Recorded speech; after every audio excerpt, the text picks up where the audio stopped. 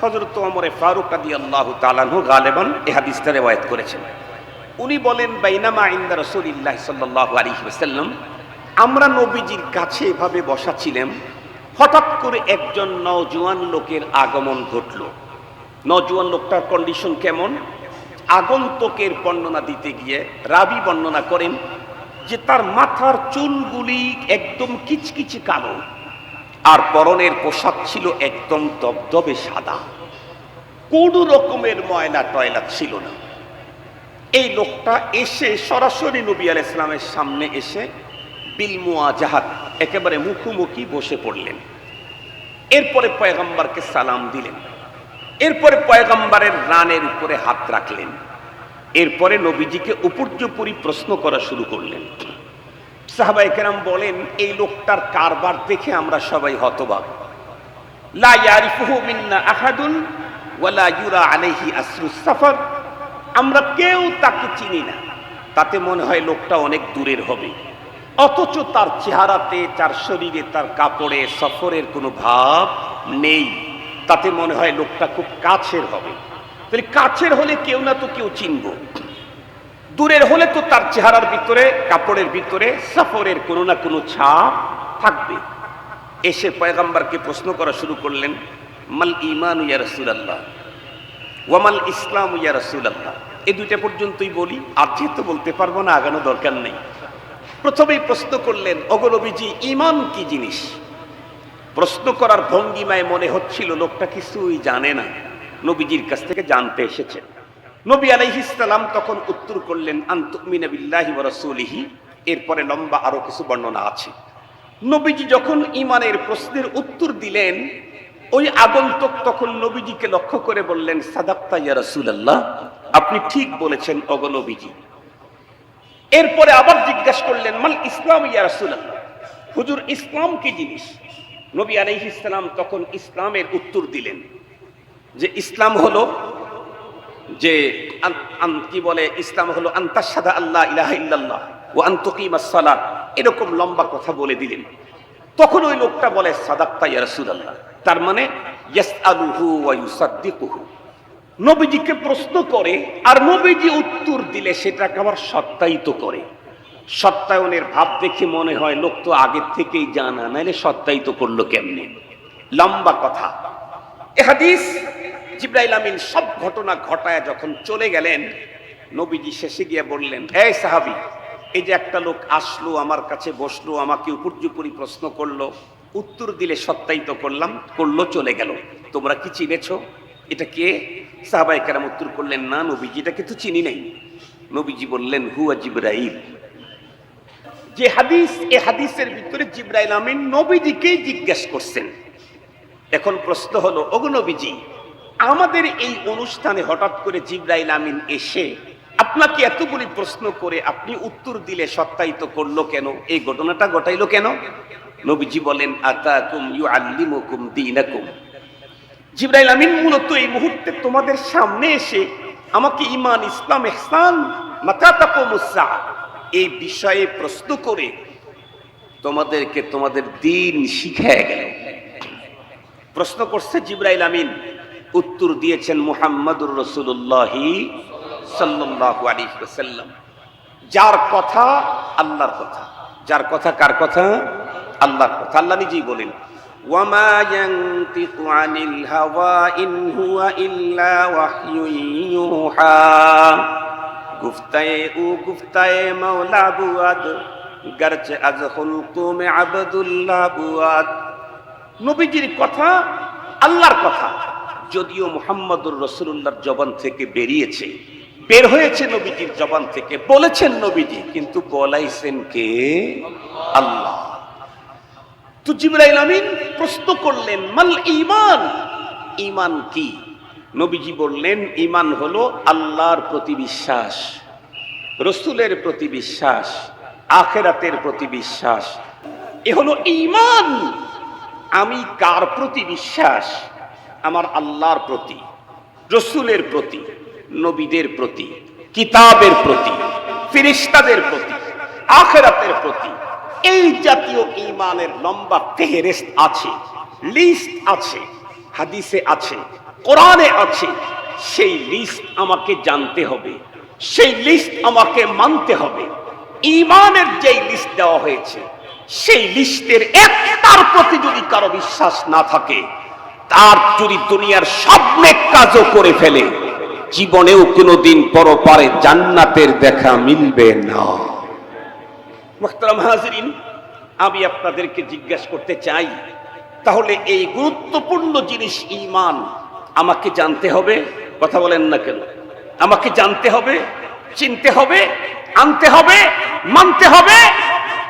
2 number হলো, direct যদি আল্লাহ পাকের জান্নাতে মরণের পরে যেতে চাই, তাহলে আরেকটা পুঁজি লাগবে, তার নাম হলো ইসলাম। বলেন, তার নাম কি? ইসলাম। ইসলাম কি জিনিস? ইসলাম কি?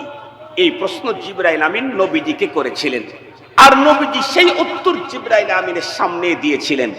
জিবরাইল আমিন পয়গম্বরের সেই উত্তরকে সত্যায়িত করে চলে গেছেন। তার মানে এর চাইতে উন্নত ব্যাখ্যা পৃথিবীর আর কারো মুখে শোনা যাবে না, কোথাও পাওয়া যাবে না। ইসলাম কি? ইসলাম হলো, নবীজি বললেন, আনতাশহাদা আল্লা ইলাহা ইল্লাল্লাহ, আন তুমিনা বিল্লাহ, ওটা হলো ঈমান। আর ইসলাম হলো আনতাশহাদা, তুমি এ কথা মুখে উচ্চারণ করবা, লা ইলাহা ইল্লাল্লাহ, এটা মুখে উচ্চারণ করা হলো ঈমান, ইসলাম। আর আল্লাহ ছাড়া কোনো মাবুদ নাই, এটা অন্তরের স্থলে বসানো, তার নাম হলো ঈমান।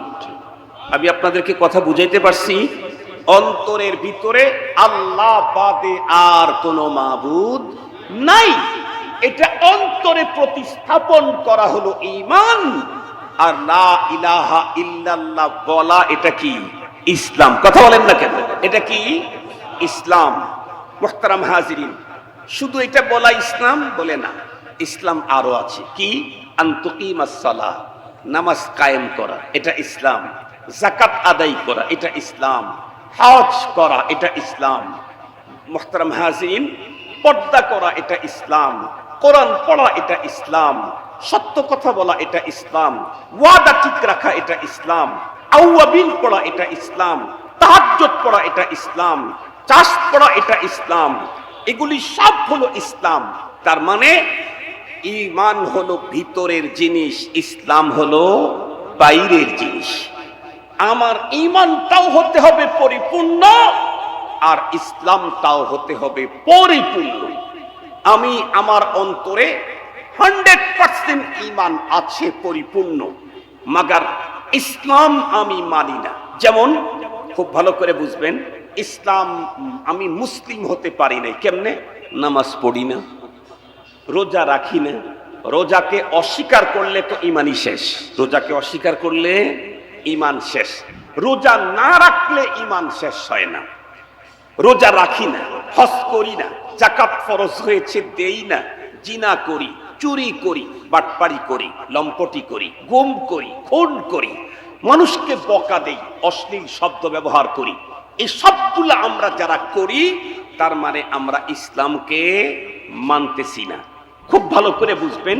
আবার কেউ আছে, নামাজ পড়ি, রোজা রাখি, হজ করি, যাকাত দেই, কিন্তু ঘুষ ছাড়ি না। তার মানে আমি ইসলামের কিছু মানি। কথা বলেন না কেন? ইসলামের কিছু মানি, কিছু মানি না। মুহতারাম হাজিরিন, কোরআনে হাকিমে আল্লাহ তাআলা বলে দিলেন, ইয়া আইয়ুহাল্লাযীনা আমানু দুখুলু ফিস-সিলমি কাফা। আল্লাহ পাক ওয়ার্ডার দিয়ে দিলেন, এই ঈমানদারের দল, অন্তরে আমার প্রতি বিশ্বাস রেখেছো, আখিরাতকেও বিশ্বাস করো, পরপারকেও বিশ্বাস করো, জান্নাত জাহান্নামকেও বিশ্বাস করো, আসমানি গ্রন্থগুলোর প্রতি তোমার ঈমান আছে, আখিরাত আমার সামনে দাঁড় হতে হবে, আসসিরাত হক, ওয়াল হিসাব হক, ওয়াল হাউজ হক, ওয়াস শাফাআতু হক, ওয়া গায়রা যালিক মিনাল ঈমান, সব তোমার মধ্যে আছে। কিন্তু তোমার কন্ডিশন হলো, তুমি সুদ খাও, তুমি ঘুষ খাও, তুমি পর্দা করো না, তুমি এটা মানো না, তুমি ওইটা মানো না। মনে রেখো, আমি তোমাদের মতো মুমিনদেরকেই অর্ডার করছি, ইসলামের ভিতরে পুরাপুরি ঢোকো, ইসলামের ভিতরে পুরাপুরি ঢোকো। ইসলামের ভিতরে পুরাপুরি ঢুকলেই তোমার ইসলাম অক্ষত থাকবে। তাইলে বলেন তো একটু সুবহানাল্লাহ, বলেন আলহামদুলিল্লাহ, বলেন লা ইলাহা ইল্লাল্লাহ, আল্লাহু আকবার, সুবহানাল্লাহি ওয়া বিহামদিহি সুবহানাল্লাহিল আযীম। এই যে মাত্র কয়েকটা শব্দ আমরা মুখ থেকে বললাম, জানেন কি আমাদের অ্যাকাউন্টে কি পরিমাণে নেকি ভরে গেছে? বুখারী শরীফের হাদিসের মধ্যে আসছে, দুইটা শব্দ জবানে উচ্চারণ করতে বড় সহজ, আল্লাহর কাছে খুব প্রিয়, আর মিজানের পালায় উঠায়া দিলে সবচেয়ে বেশি ওজনই হবে। এই তার মধ্যে একটা হলো সুবহানাল্লাহি ওয়া বিহামদিহি, আর একটা হলো সুবহানাল্লাহিল আযীম। এজন্য আমরা চলতে ফিরতে আল্লাহর জিকির করব ইনশাআল্লাহ।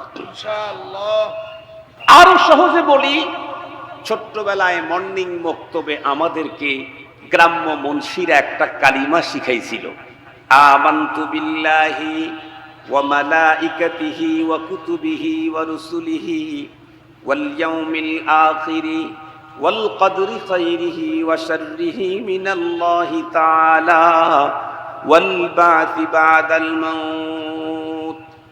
খুব ভালো করে বুঝবেন, যতটুকু পর্যন্ত মাইকের আওয়াজ যায়, ছোট্টবেলায় মর্নিং মক্তবের ভিতরে ভাঙ্গা চিরা চটচাটাইয়ের উপরে বসে গ্রাম্য মুন্সি আমাকে যেই মাত্র কয়েকটা শব্দ শিখাইলো, এই শব্দগুলির দাম কত বেশি আমি তামাম পৃথিবীকে চ্যালেঞ্জ ছুড়ে দিলাম। আজকে তামাম দুনিয়াতে কত বড় বড় ডিগ্রি আছে, America, London, German, Japan, Scotland, Ireland, Finland, New Zealand, পৃথিবীর আরো কোন ল্যান্ডে গিয়া যত ডিগ্রি অর্জন করতে পারবেন, কোটি কোটি ডলার ব্যয় করে, আল্লাহর কসম করে বলি, সমস্ত ডিগ্রিগুলি যদি এক পাল্লায় রাখা হয়, আর ওই মর্নিং মক্তবের ভিতরে গ্রামের মুসল্লি, গ্রামের মুন্সি ছোট্টবেলায় যে মাত্র কয়েকটা কালিমা আমারে শিখাইছিল, আমানতু বিল্লাহর, আল্লাহর কসম, এই কয়েকটা কালিমা সমান দাম তামাম পৃথিবীর সব ডিগ্রি দিয়েও হবে না। তামাম পৃথিবীর সব ডিগ্রিকে একত্রিত করুন, আর আমানতু বিল্লাহর কয়েকটা কালিমার এক জায়গায় করুন। একজন মানুষের কাছে দুনিয়ার সব ডিগ্রি আছে, বাট আমানতু বিল্লাহর পুঁজি নাই, এই লোক জিন্দেগিতেও জান্নাতের দেখা পাবে না, পাবে না, পাবে না। আরেকজনের কাছে দুনিয়ার কোন ডিগ্রি নাই, কিন্তু অন্তরের অন্তঃস্থলে আছে আমানতু বিল্লাহর পুঁজি। কসম আল্লাহর, ও যদি কোন নেকির কাজ দুনিয়াতে একবারও না করতে পারে, তারপরেও এই পুঁজির কারণে অল্পমেয়াদী দীর্ঘমেয়াদী সাজা যদি তাকে ভোগ করতেও হয়, একদিন না একদিন এই পুঁজির কারণে আল্লাহর জান্নাতের মালিকানা পাবেই পাবে। মুহতারাম হাজিরিন,